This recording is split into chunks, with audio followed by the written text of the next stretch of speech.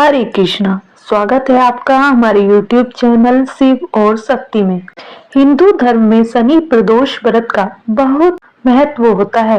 इस व्रत को शनिवार के दिन पढ़ने के कारण शनिदेव को समर्पित होता है। ऐसी मान्यता है कि प्रदोष काल में शनिदेव की पूजा करने से शनि दोष से मुक्ति मिलती है और जीवन में सुख समृद्धि आती है और जीवन में किसी प्रकार का कोई कष्ट नहीं होता। अब आइए सुनते हैं शनि प्रदोष व्रत कथा। शनि प्रदोष व्रत कथा के अनुसार प्राचीन काल में एक नगर था। उस नगर में एक सेठ और सेठानी रहते थे। सेठ जी के घर में हर प्रकार की सुख सुविधाएं थी, लेकिन संतान नहीं होने के कारण सेठ और सेठानी हमेशा दुखी रहते थे। काफी सोच विचार करके सेठ जी ने अपना काम नौकरों को सौंप दिया और खुद सेठानी के साथ तीर्थ यात्रा पर निकल पड़े। अपने नगर से बाहर निकलने पर उन्हें एक साधु मिले जो ध्यान मग्न बैठे थे। सेठ जी ने सोचा क्यों ना साधु से आशीर्वाद लेकर आगे की यात्रा की जाए। सेठ और सेठानी साधु के निकट बैठ गए। साधु ने जब आंखें खोली तो उन्हें ज्ञात हुआ कि सेठ और सेठानी काफी समय से आशीर्वाद की प्रतीक्षा में बैठे हैं। साधु ने सेठ और सेठानी से कहा कि मैं तुम्हारा दुख जानता हूँ, तुम शनि प्रदोष व्रत करो, इससे तुम्हें संतान सुख प्राप्त होगा।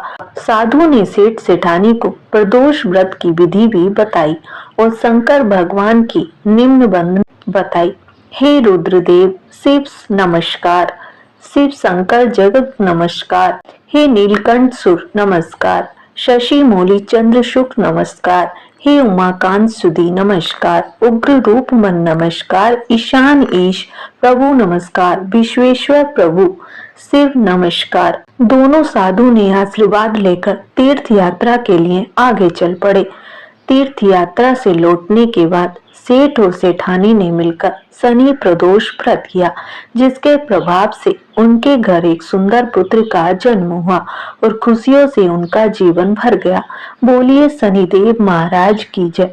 अब आइए सभी मनोकामनाओं को पूर्ण करने वाली शनिदेव की पौराणिक कथा सुनते हैं। एक समय की बात है, सूर्य, चंद्रमा, मंगल, बुध, बृहस्पति, शुक्र, शनि, राहु और केतु, इन सभी ग्रहों में आपस में झगड़ा हो गया कि हम सब में सबसे बड़ा कौन है। सब अपने आप को बड़ा कहते थे। जब आपस में कोई निश्चय न हो सका तो सब के सब आपस में झगड़ते हुए इंद्र के पास जा पहुंचे और कहने लगे कि आप सब देवताओं के राजा हो, इसलिए आप हमारा न्याय करके बताओ कि हम नवों ग्रहों में सबसे बड़ा कौन सा ग्रह है। राजा इंद्र इनका प्रश्न सुनकर घबरा गए और कहने लगे कि मुझ में तो यह सामर्थ्य है ही नहीं कि जो किसी को बड़ा या छोटा बतला सकूं। मैं अपने से कुछ नहीं कह सकता, लेकिन हाँ, एक उपाय हो सकता है। इस समय पृथ्वी पर राजा विक्रमादित्य दूसरों के दुखों का निवारण करने वाले हैं, इसलिए तुम सब मिलकर उन्हीं के पास जाओ, वही तुम्हारे दुखों का निवारण करेंगे। ऐसा वचन सुनकर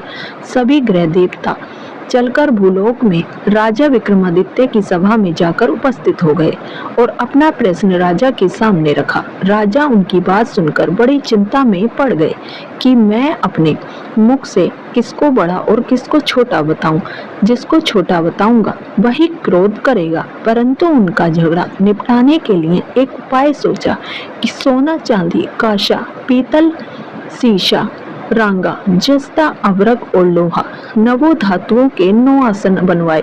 सब आसनों को क्रम से जैसा सोना सबसे पहले और लोहा सबसे पीछे बिछाए गए। इसके पश्चात राजा ने सब ग्रहों से कहा कि आप सब अपने अपने सिंहासनों पर बैठिए। जिसका आसन सबसे आगे वह सबसे बड़े और जिसका आसन सबसे पीछे वह सबसे छोटा जानिए, क्योंकि लोहा सबसे पीछे था और वह शनिदेव का आसन था। इसलिए शनिदेव ने समझ लिया कि राजा ने मुझको सबसे छोटा बना दिया है। इस पर शनिदेव को बड़ा क्रोध आया और कहा कि राजा, तू मेरे पराक्रम को नहीं जानता। सूर्य एक राशि पर 1 महीना, चंद्रमा 2.25 महीना, मंगल 1.5 महीना, बृहस्पति 13 महीने, बुध और शुक्र 1 महीने, परंतु एक राशि पर 2.5 अथवा 2.5 साल तक रहता हूँ। बड़े बड़े देवताओं को भी मैंने भीषण दुख दिया है। हे राजन सुनो, राम जी को 7.5 आई और वनवास हो गया और रावण पर आई तो राम ने लक्ष्मण को सेना लेकर लंका पर चढ़ाई कर दी, रावण के कुल का नाश कर दिया। हे राजा, अब तुम सावधान रहना। राजा कहने लगा, जो कुछ भाग्य में होगा देखा जाएगा। उसके बाद अन्य ग्रह तो प्रसन्नता के साथ चले गए, परंतु शनिदेव बड़े क्रोध के साथ वहां से चले गए। कुछ काल व्यतीत हो जाने पर जब राजा को 7.5 की दशा आई तो शनिदेव घोड़ों के सौदागर बनकर अनेक सुंदर घोड़ों के सहित राजा की राजधानी में आए। जब राजा ने सौदागर के आने की खबर सुनी तो अश्वपाल को अच्छे अच्छे घोड़े खरीदने की आज्ञा दी। अश्वपाल घोड़े देखकर उनका मूल्य सुनकर चकित हो गया और तुरंत ही राजा को खबर दे दी। राजा उन घोड़ों को देखकर एक अच्छा सा घोड़ा चुनकर उसके ऊपर सवारी कर ली। राजा के घोड़े की पीठ पर चढ़ते ही घोड़ा जोर से भागा। घोड़ा बहुत दूर एक बड़े जंगल में जाकर राजा को छोड़कर अंतर्ध्यान हो गया। इसके बाद राजा अकेला जंगल में भटकता फिरता रहा। बहुत देर के पश्चात राजा ने भूख और प्यास से दुखी होकर भटकते भटकते एक ग्वाले को देखा। ग्वाले ने राजा को प्यास से व्याकुल देखकर पानी पिलाया।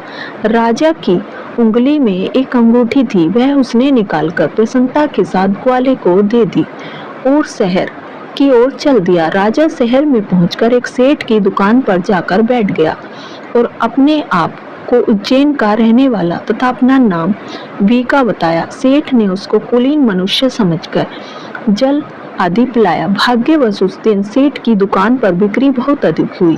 तब सेठ उसको भाग्यवान पुरुष समझकर भोजन कराने के लिए अपने साथ ले गया। भोजन करते समय राजा ने आश्चर्य की बात देखी कि खुंटी पर हार लटक रहा था और वह खुंटी उस हार को निगल रही थी।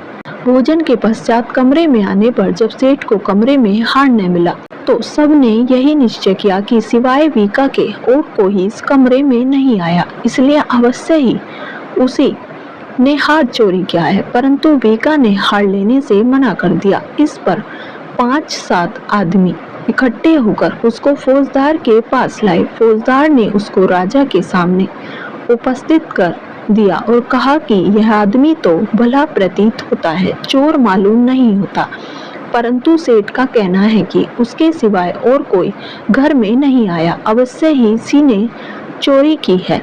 तब राजा ने आज्ञा दी कि इसके हाथ पैर काटकर चरंगिया किया जाए। राजा की आज्ञा का तुरंत पालन किया गया और वीका के हाथ पैर काट दिए गए। इस प्रकार कुछ साल व्यतीत होने पर एक तेली उसको अपने घर ले गया और कोलू पर उसको बिठा दिया। वीका उस पर बैठा हुआ जवान से बैल हाँकता रहा। शनि की दशा समाप्त हो गई और एक रात को वर्षा ऋतु के समय वह मल्हार राग गाने लगा। उसका गाना सुनकर उस शहर के राजा की कन्या उस राग पर मोहित हो गई और दासी को खबर लाने को भेजा कि शहर में कौन गा रहा है। दासी सारे शहर में फिरती फिरती क्या देखती है कि तेली के घर में चौरंगिया राग गा रहा है। दासी ने महल में आकर राजकुमारी को सर्ववृतांत सुना दिया। बस उसी क्षण राजकुमारी ने अपने मन में यह प्रण कर लिया कि चाहे कुछ भी हो जाए, मैंने इस चौरंगिया के साथ ही विवाह करना है। प्रातः काल होते ही जब दासी ने राजकुमारी को जगाना चाहा तो राजकुमारी अनशन व्रत लेकर पड़ी रही। तब दासी ने रानी के पास जाकर राजकुमारी के न उठने का वृतांत कहा। रानी ने तुरंत ही वहां पर आकर राजकुमारी को जगाया और उसके दुख का कारण पूछा तो राजकुमारी ने कहा कि माताजी, मैंने यह प्रण कर लिया है कि तेली के घर में जो चरंगिया है उसी के साथ विवाह करूंगी। माता ने कहा, पगली, यह क्या बात कह रही है? तुझको किसी देश के राजा के साथ पढ़ाया जाएगा। कन्या कहने लगी, माताजी, मैं अपना प्रण कभी नहीं तोड़ूंगी। राजा ने चिंतित होकर यह बात राजा को बताई। तब महाराज ने भी आकर यह समझाया कि मैं अभी देश देशांतर में अपने दूत भेजकर सुयोग्य, रूपवान एवं बड़े से बड़े गुणी राजकुमार के साथ तुम्हारा विवाह करूंगा। ऐसी बात तुमको कभी नहीं विचारनी चाहिए। फिर कन्या ने कहा, पिताजी मैं अपने प्राण त्याग दूंगी, लेकिन किसी दूसरे से विवाह नहीं करूंगी। इतना सुनकर राजा ने क्रोध में कहा, यदि तेरे भाग्य में ऐसा ही लिखा है तो जैसी तेरी इच्छा हो वैसा ही कर। राजा ने तेली को बुलाकर कहा कि तेरे घर में जो चौरंगिया है उसके साथ मैं अपनी कन्या का विवाह करना चाहता हूँ। तेली ने कहा कि यह कैसे हो सकता है, कहाँ आप हमारे राजा और कहाँ मैं एक नीच तेली। परंतु राजा ने कहा कि भाग्य के लिखे को कोई नहीं टाल सकता, अपने घर जाकर विवाह की तैयारी करो। राजा ने उसी समय तोरण और बंधनवार लगवाकर अपनी राजकुमारी का विवाह चरंगिया विक्रमादित्य के साथ कर दिया। रात्रि को जब विक्रमादित्य और राजकुमारी महल में सोए तो आधी रात के समय शनिदेव ने विक्रमादित्य को स्वप्न दिया कि राजा कहो मुझको छोटा बतलाकर तुमने कितना दुख उठाया। राजा ने क्षमा मांगी। शनिदेव ने प्रसन्न होकर विक्रमादित्य को हाथ पैर दिए। तब राजा ने कहा, महाराज मेरी प्रार्थना स्वीकार करें कि जैसा दुख आपने मुझे दिया है ऐसा और किसी को ना दे। फिर शनिदेव ने कहा कि तुम्हारी यह प्रार्थना स्वीकार है। जो मनुष्य मेरी कथा सुनेगा या कहेगा उसको मेरी दशा में कभी किसी प्रकार का दुख नहीं होगा, और जो नित्य ध्यान करेगा या चींटियों को आटा डालेगा उसके सब मनोरथ पूर्ण होंगे। इतना कहकर शनिदेव अपने धाम को चले गए। राजकुमारी की आंख खुली और उसने राजा के हाथ पांव देखे तो आश्चर्य को प्राप्त हुई। उसको देखकर राजा ने अपना समस्त हाल कहा कि मैं उज्जैन का राजा विक्रमादित्य हूँ। यह बात सुनकर राजकुमारी बहुत प्रसन्न हुई। प्रातःकाल राजकुमारी ने उसकी सखियों ने पूछा तो उसने अपने पति का समस्त वृतांत कह सुनाया। तब सब ने प्रसन्नता प्रकट की और कहा कि ईश्वर ने आपकी मनोकामना पूर्ण कर दी है। जब सेठ ने यह बात सुनी तो वह विक्रमादित्य के पास आए और राजा विक्रमादित्य के पैरों पर गिरकर क्षमा मांगने लगा कि आप पर मैंने चोरी का झूठा दोष लगाया, अतः आप मुझको जो चाहे दंड दे। राजा ने कहा, मुझ पर शनिदेव का कोप था, इसी कारण यह सब दुख मुझको प्राप्त हुआ। इसमें तुम्हारा कोई भी दोष नहीं है। तुम अपने घर जाकर अपना कार्य करो। सेठ बोला कि मुझे तभी शांति होगी जब आप मेरे घर चलकर प्रीति पूर्वक भोजन करोगे। राजा ने कहा कि जैसी आपकी मर्जी हो वैसा ही करें। सेठ ने अपने घर जाकर अनेक प्रकार के सुंदर भोजन बनवाए और राजा विक्रमादित्य को प्रीति भोज दिया। जिस समय राजा भोजन कर रहे थे एक अत्यंत आश्चर्य की बात सबको दिखाई दी। जो खूंटी पहले हार निकल रही थी वह अब हार उगल रही है। जब भोजन समाप्त हो गया तो सेठ ने हाथ जोड़कर बहुत सी मोहरें राजा को भेंट की और कहा कि मेरे श्री कंवर नाम एक कन्या है, उसका पानी ग्रहण आप करें। इसके बाद सेठ ने अपनी कन्या का विवाह राजा के साथ कर दिया और बहुत सा दान दहेज आदि दिया। इस प्रकार कुछ दिनों तक वहां निवास करने के पश्चात विक्रमादित्य ने शहर के राजा से कहा कि अब मेरी उज्जैन जाने की इच्छा है। फिर कुछ दिन के बाद विदा लेकर राजकुमारी मन भावनी सेठ की कन्या श्री कंबरी अथवा दोनों जगह के दहेज में प्राप्त अनेक दास दासी रथ और पालकियों सहित विक्रमादित्य उज्जैन की तरफ चले। जब शहर के निकट पहुंचे और पूर्ववासियों ने राजा के आने का संवाद सुना तो समस्त उज्जैन की प्रजा अगवानी के लिए आई। तब बड़ी प्रसन्नता से राजा अपने महल में पधारे। सारे शहर में बड़ा आभारी महोत्सव मनाया गया और रात्रि को दीपमाला की गई। दूसरे दिन राजा ने शहर में यह सूचना कराई कि शनिश्चर देवता सब ग्रहों में सर्वोपरि हैं। मैंने इनको छोटा बतलाया, इसी से मुझको यह दुख प्राप्त हुआ। इस कारण सारे शहर में सदा शनिश्चर की पूजा और कथा होने लगी। राजा और प्रजा अनेक प्रकार के सुख भोगते रहे। जो कोई शनिवार की इस कथा को पढ़ता है या सुनता है, शनिदेव की कृपा से उसके सब दुख दूर हो जाते हैं। तो प्रेम से बोलिए शनिदेव महाराज की जय।